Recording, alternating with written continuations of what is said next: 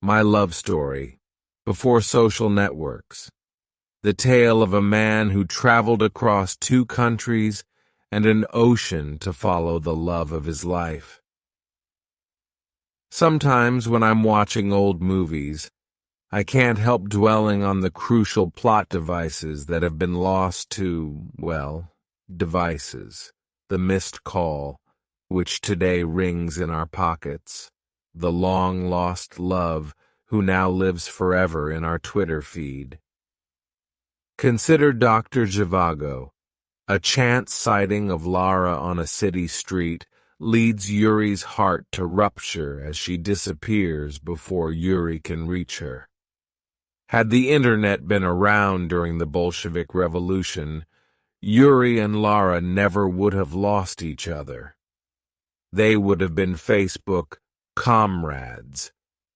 Consider the plot twists in our own lives, moments that hinged on uncertainty when all information was not laid out before us.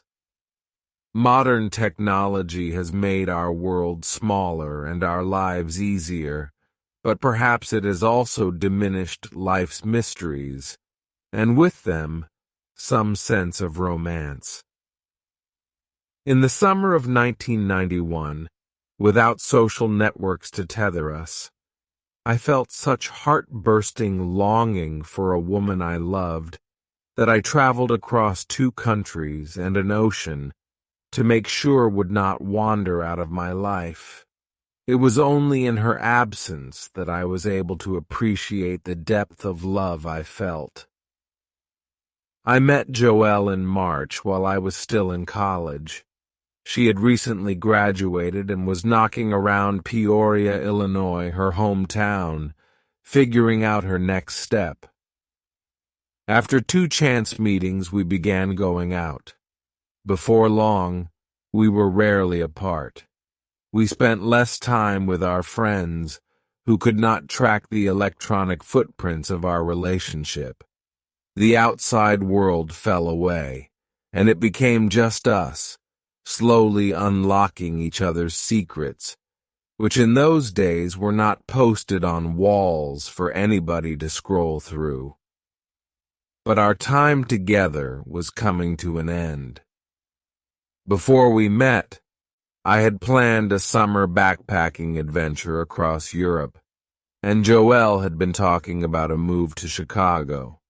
I told her I would write, and I gave her the address of a friend in Wales, where I would be with my parents at the midpoint of my trip. After landing in Frankfurt, Germany, I visited the Roman ruins in Trier, spent the summer solstice in Strasbourg, and saw a rock concert in a soccer stadium packed with 50,000 Germanic-looking bikers in Basel.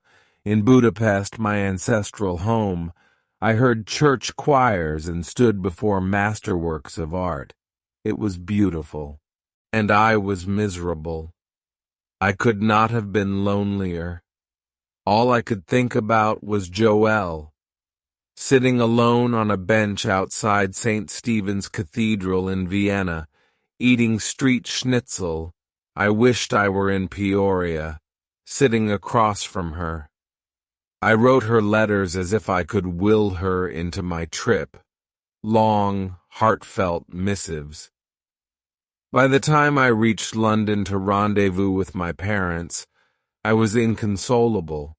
The distance between us had become unfathomable, and my spirit sank to a depth I had never known. I sobbed and pouted and slunk around London for 3 days. Finally, my father insisted really, that I just call her. So from our hotel room in London, I called Peoria, except that Joelle wasn't in Peoria. Her mother told me that she had packed up and moved to Chicago. My letters, she said, were sitting there on the table, unopened. I called Chicago next, but was unable to reach her. There was no answer, no machine, no voicemail, no caller ID to show the missed call. just a landline ringing in an empty apartment. There was no way of knowing where she was or when she would be back. I became gripped by jealousy, panicked by the idea of her settling into a new life. Here I was in Europe, weeping in front of relics for all the wrong reasons, and she was gallivanting around Chicago meeting people. It seemed ludicrous to admit. I somehow thought she might hang around Peoria, waiting for me. But that was, it occurred to me, exactly what I had expected. My parents and I drove to Wales the next day, and when there was no letter from Joelle waiting, I broke down into a blubbering mess. My body was in Wales, surrounded by craggy green hills and bleating sheep, but my heart was in Chicago. My parents put me on a train back to London to catch the next flight home. At Heathrow, however, I was told that the round-trip airline ticket my parents had bought me could be used only out of Paris. So it was off to Dover, where I caught a ferry across the channel. The boat was filled with fellow students, and as we staggered off in Calais and rode the night train to Paris, I regaled them with my tale of woe. "Forget it," they said. One guy said that he was meeting buddies in Pamplona to run with the bulls and that I should join. A girl was headed to France to wait on tables and lie on the beach. "Come with," she offered. No, I said. "If I don't get back, I'm going to lose her." I was roundly ridiculed, and they said I would forever regret cutting short this once-in-a-lifetime trip. In Paris, I headed straight for Charles de Gaulle Airport. I'd be in Chicago soon. All I had to do was get on a plane, but I couldn't get on a plane. Inside the United Terminal, it was utter chaos, with people 40 deep at the ticket counter. I would not be getting on the next plane, or any other. Exhausted, I lugged my backpack toward the trains, tears in my eyes. What a disaster. Stuck in Paris for 3 weeks. Could things be worse? But as I left the United Terminal, I found myself in the British Airways wing. I was facing 3 smiling ticket agents. "You don't happen to have any seats today?" I asked. "We have seats," one said, "but the plane leaves in 20 minutes.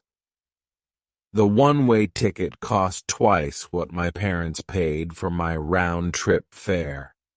I glanced at my credit card. For emergency use only. I bought the ticket.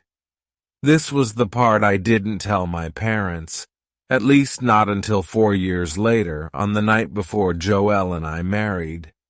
I confessed it after my father told a roomful of friends and family the tale of the despondent boy who chose love over bleating sheep, Roman ruins, and all the wine in Paris. Thanks for watching.